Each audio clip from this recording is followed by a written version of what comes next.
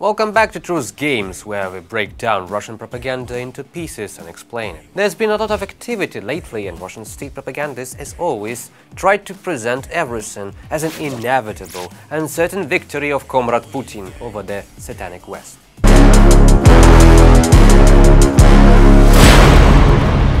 Let's take a closer look at the situation on the ground. In the past months, the Ukrainian armed forces have advanced significantly, taking control of several Russian settlements in the Kursk Oblast, including Sudzha, a critical gas transit hub that plays a vital role in directing pipelines to Europe.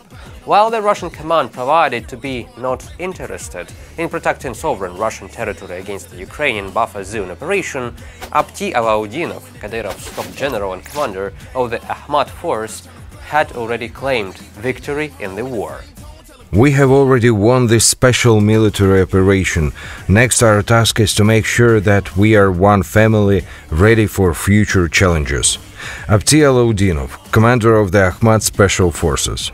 And while this is happening, Putin has announced his true goals of the war: to take full control of Ukrainian Donbass. He stated this not somewhere in a private talk, but during the economic forum in Russia, saying this out loud. He does not care about Russian citizens and territories. He doesn't care about safety of Russia's borders, which actually was an official pretext for their full-scale war. He cares about his personal victories, taking one more Ukrainian settlement, destroying one more normal life. His goal of waging war is waging war itself, for the sake of it. It is a sacred duty for the armed forces to push the enemy out of those territories and protect our citizens. And of course, the whole country must do everything to support those people.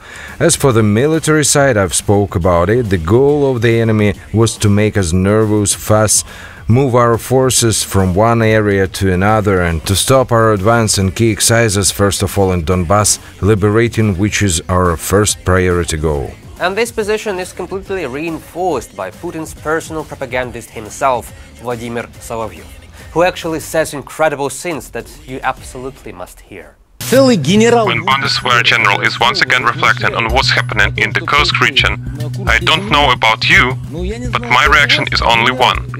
We will have to wipe the entire military machine of the Nazi Germany vermin off the face of the earth, along with the all European scum. Let's not fool ourselves. There should be no peace party in our country, no attempts at negotiation. That's it. And when in new historical realities the Russian forces will be standing in Berlin, Paris or any other European cities, something that hasn't happened since 1800-ish, no one should ever withdraw them again. Just so the Nazi scum know. In other words, Solovyov declared the Russian goal as military occupation of Germany and France, with subsequent assimilation and destruction of these countries, some permanent occupation, like in the book The Man in the High Castle, which describes an alternate version of history where Nazis won World War II and now occupied most of the world. Russian imperialism is a direct physical threat to Europeans. We must acknowledge that.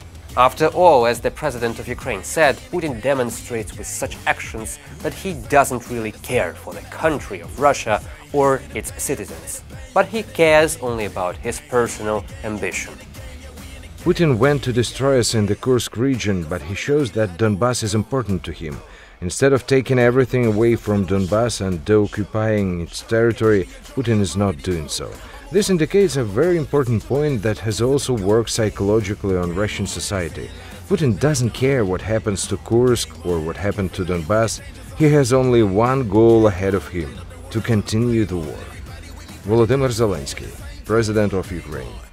So remember this next time someone will try to convince you that the problem of Russian war against Ukraine is allegedly Ukrainian unwillingness to conduct peace negotiations. The true reason is Russian Tsar's ambition, and his hater propagandists confirm and reinforce this. Stay informed and don't let propaganda win. We in the game.